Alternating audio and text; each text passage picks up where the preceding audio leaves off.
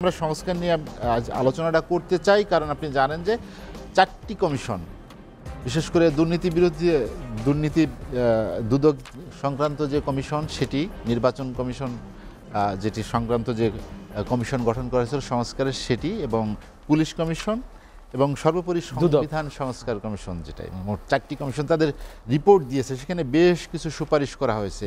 একটি বিষয় দিয়ে আলোচনা শুরু করতে চাই। বিএনপির মোটা দাগে যেসব জায়গায় আপত্তি ছিল, আপনারা শুরু থেকেই যেগুলো গণমাধ্যমে আসছিল সেগুলো নিয়ে অনেকবার বলছিলেন। সর্বশেষ স্থানীয় সরকার নির্বাচন আগে হোক সেটিও আপনারা চাননি, প্রকাশ্যেই বলেছেন। কিন্তু সেই সুপারিশগুলো কিন্তু কমিশনের সুপারিশের মধ্যে আছে। এর মধ্যে প্রার্থী হওয়ার বয়স 21 করা হয়েছে এবং যে বিষয়টি সবচেয়ে উল্লেখযোগ্য সেখানে হচ্ছে 10% তরুণ নেতৃত্ব থাকতে হবে, যেখানে দ্বিকক্ষ পার্লামেন্টের কথা বলা হয়েছে এবং রাষ্ট্রপতির নির্বাচন, সেখানে ইলেকটোরাল কলেজ ভোটের সিস্টেমে রাষ্ট্রপতি নির্বাচনের সুপারিশ করা হয়েছে, 2বারের বেশি প্রধানমন্ত্রী, এরকম বেশ কিছু সুপারিশমালা সামনে এসেছে।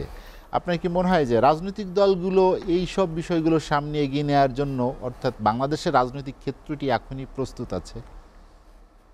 ধন্যবাদ আপনাকে এবং আপনার মাধ্যমে আজকে আমার জীবনের অনেক অংশে এই লিটন ভাইয়ের সাথে আমরা পথ চলেছি। আজকে ওনাকে মুখোমুখি না, তবে উনি যদি মুখোমুখি হন, ওনার মুখোমুখি হওয়ার জন্য প্রস্তুতি নেই। সবাইকে ধন্যবাদ দিয়ে আমি আমার বক্তব্য শুরু করছি।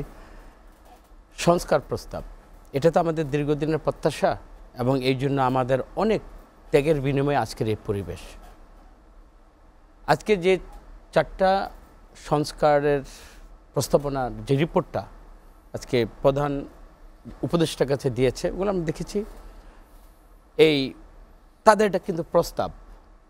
তারপরে এই প্রস্তাবের তারা প্রস্তাব দিবে, এই প্রস্তাবগুলো নিয়ে সমস্ত বিরোধী দলের মত পথের বিভিন্ন মানুষগুলোকে নিয়েই কিন্তু আমরা আলোচনাটা বসবেন।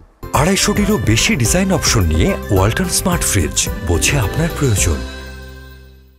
এবং আগামীকালে আমরা জানি বৃহস্পতিবার যে প্রক্লেমেশন একটা গত 31 তারিখ নাগরিক যে ছাত্ররা দিয়েছিল, পরবর্তী কিন্তু শিফটেড হয়েই কিন্তু 15 দিনের আলটিমেটাম দেওয়ার পরে এটা আজকে ডেটটা শেষ হলো এবং আমি মনে করি আগামীকাল সব দলকে নিয়ে আলোচনা হবে, যে আলোচনা হবে। ওইখানে এই প্রস্তাবনাগুলো আজকে দিয়েছে, প্রস্তাবনাগুলো আগামীকাল আমরা এটা বিশদ আকারে আমরা এটা দেখব। সর্বোপরি আমাদের দল এবং বিভিন্ন দলের যারা ডিসাইডিং ফ্যাক্টরস, ওই মানুষগুলোকে নিয়ে এগুলো আলোচনা, এটা কিন্তু প্রস্তাবনা, নট ডিসাইডেড। এইটা তারা প্রস্তাবনা দিয়েছে। তারা মনে করেছে, ধরেন আগে ছিল সাম্য, মানবিক মূল্যবোধ, এখন আর একটা শুনেছি আপনি বলেছেন বহুত্ববাদের একটা যে একটা প্রভিশন নতুনভাবে নিয়ে আসছে, ইসলামী মূল্যবোধ এখন নেই। তারপর 21 বছর থেকেই একজন পার্লামেন্টে হবে। এটা তো আশ্চর্য হওয়ার কিছু নেই, যেখানে একটা বিপ্লবের সাধনের পরে যেখানে 2জন 26 বছর বয়সী তরুণ প্রজন্মের তারা ফুল মিনিস্টার হয়েছে, তাদের প্রস্তাবনা এবং তাদের প্রত্যাশার জায়গা কিন্তু এটাই। কিন্তু আমি আবারও বারবার স্মরণ করছি, আমি 5ই আগস্টের আমাদের কিন্তু একটা সবাই মিলে একটা আমরা আনন্দ করেছিলাম হাসিনার পতনের মধ্যে দিয়ে। ওই আনন্দটাকে আমরা যেন ম্লান করে না দিই, ওই আনন্দটাকে যে আমরা ভেদাভেদের মধ্যে আমরা নিয়ে যাই, পক্ষ বিপক্ষ এখনই যেন তৈরি না করি। আমরা দিন শেষে আপনি যতই প্রস্তাবনা দেন, যতগুলো সংস্কার কমিশন যতগুলো প্রস্তাবনা দেবে, এই সার্বিক প্রস্তাবনাগুলো নিয়ে কিন্তু আগামীকাল আলোচনা হবে। এবং আগামীকাল আলোচনাটা কিন্তু শেষ না। আমরা মনে করি একটা এখন আমরা ডেডলাইন আমরা পেয়েছি, রোডম্যাপ দেবে এবং এই প্রস্তাবনাগুলোর পরেই কিন্তু একটা সুনির্দিষ্ট একটা আমরা রোডম্যাপের মাধ্যমে কিন্তু আমরা একটা নির্বাচনের ডেট আমরা পাবো। তো আমরা মনে করি যে কোনো প্রস্তাব আপনিও দিতে পারেন, আমিও দিতে পারি, কিন্তু যেগুলো বাস্তবসম্মত কিনা এইটা নিয়ে বিশদ আলোচনা হবে। পক্ষে বিপক্ষে যুক্তি এগুলো নিয়ে কিন্তু আমাদের সামনে আমরা দেখতে পাবো, বিশদ আলোচনা হবে।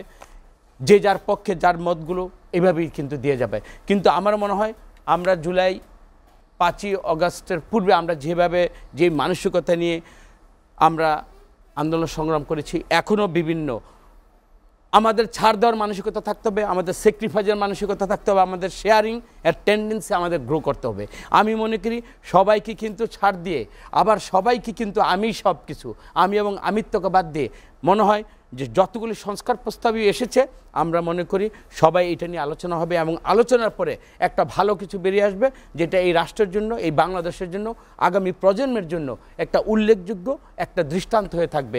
এবং আমরা সবাই কিন্তু অনুসরণ করেই কিন্তু এটাকে মানার মধ্যে দিয়ে কিন্তু আমরা মনে করি আগামী দিনের আমাদের একটা সফল রাষ্ট্র বিনির্মাণের যে রূপান্তরের যে আমাদের একটা স্বপ্ন, এটাতে আমরা মনে হয় না বেশি দূরে থাকবো।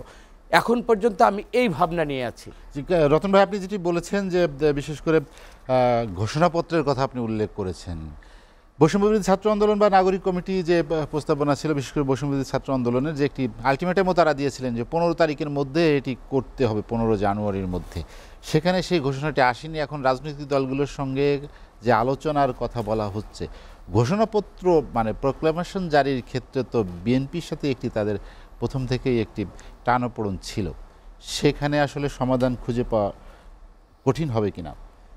আমরা এখনই কোনো আমরা এটা নিয়ে কোনো ডিসাইডেড কোনো বা ডিসিশন নিয়ে আমরা কথা বলতে চাচ্ছি না। প্রথমে আমি বলি, রাষ্ট্রটা সবার। তারা 15 তারিখের একটা ডেডলাইন তারা দিয়েছে, আমরা মনে করি তারপরে কিন্তু তারা আবার প্রস্তাবনা থেকে সরে এসেছে এবং রাষ্ট্র এবং যারা রাষ্ট্রের দায়িত্বে সবাই কিন্তু বলেছে সমস্ত রাজনৈতিক দলগুলো নিয়ে, বিশেষ করে হাসিনা বিরোধী আন্দোলনে যারা আমরা সবাইকে সশরীরে ত্যাগের বিনিময়ে সবাইকে আমরা সম্পৃক্ত করতে পেরেছিলাম, সবাইকে নিয়েই কিন্তু এরকম একটা কিন্তু প্রোক্লামেশন আপনাকে দিতে হবে। এককভাবে দিলে সেটা কেউ গ্রহণ করবে না এবং ওইটার দৃষ্টিকটও হবে। প্লাস আমার মনে হয় যে আগামী দিনে এই ধরনের একতরফাভাবে বা আমি সব কিছু দিয়ে যাব, সবাই সেটাকে মানতে হবে, আমার কোনো ভাবার সুযোগ নেই, শুধু মানার মধ্যে দিয়েই আমার মানে জাতীয় ঐক্যটা, এটা মনে হয় সুযোগ খুব কম। এই জন্য কোনো ভেদাভেদ আমি এখানে রাজনৈতিক যে বিশেষ করে তর্ক সেটি হচ্ছে যে প্রোক্লামেশন বা ঘোষণাপত্র যেটি আসবে সেটি 1971 সালের মহান মুক্তিযুদ্ধে যখন এসেছিল তারপরে যেটা এখন হতে পারে সেটি ডিক্লারেশন হতে পারে, ঘোষণাপত্র না, এ ধরনের একটি কথা বলা হচ্ছে। আমি এই রাষ্ট্রের মানচিত্র 71, এটা তো আমার স্বাধীনতা, বিশ্বের মানচিত্রে আমার 71 আমাকে স্বাধীনতা দিয়েছে। আর স্বাধীন মানচিত্রে একটা ফেসিস্ট চেহারা ছিল, তার বিরুদ্ধে সবাই আমরা সংগ্রাম করেছি। সংগ্রামের সফলতা আর মানচিত্রের সফলতা দুটো তো এক হতে পারে না। আমি যদি স্বৈরশাসকই না হতাম, হাসিনা যদি ফেসিস্টই না হতো, তাহলে তো এই প্রোক্লামেশন বলেন এই জুলাই বিপ্লবের তো প্রশ্ন আসতো না। আমার মানচিত্রকে ঠিক রেখে, আমার 71কে ঠিক রেখে আমি ডিক্লারেশন না যে কোনো সংস্কার কর্তন বর্ধন করে একটা সবার গ্রহণযোগ্য একটা যে কোনো প্রস্তাবনা আসতেই পারে এবং সেটা সংবিধিবদ্ধ লিপিবদ্ধ করার জন্য আমার মনে হয় সবার ঐক্যমতের ব্যাপার আছে। এখানে এককভাবে কারো কোনো অধিকার নেই এবং আমার মনে হয় এককভাবে যেই এটার কৃতিত্বের দাবি করতে যাবে বা এককভাবে করতে যাবে সবাইকে পাশ কাটিয়ে, সেটা বোধহয় ইনশাল্লাহ হবে না। আমার মনে হয় না, দাবি তো অনেক উঠবে, কিন্তু আলটিমেটলি সবাই দেশকে ভালোবাসে, গণতন্ত্রকে ভালোবাসলে অবশ্যই সবাই এই ফ্যাসিস্টের বিরুদ্ধে আমাদের যে ঐক্যমত্য ছিল, ঐক্যমত্যের ওই আমাদের যে স্পিরিটটা থেকে আমরা মনে হয় কেউ সরে দাঁড়াবো না। আমরা এটাই আশা করতে চাই।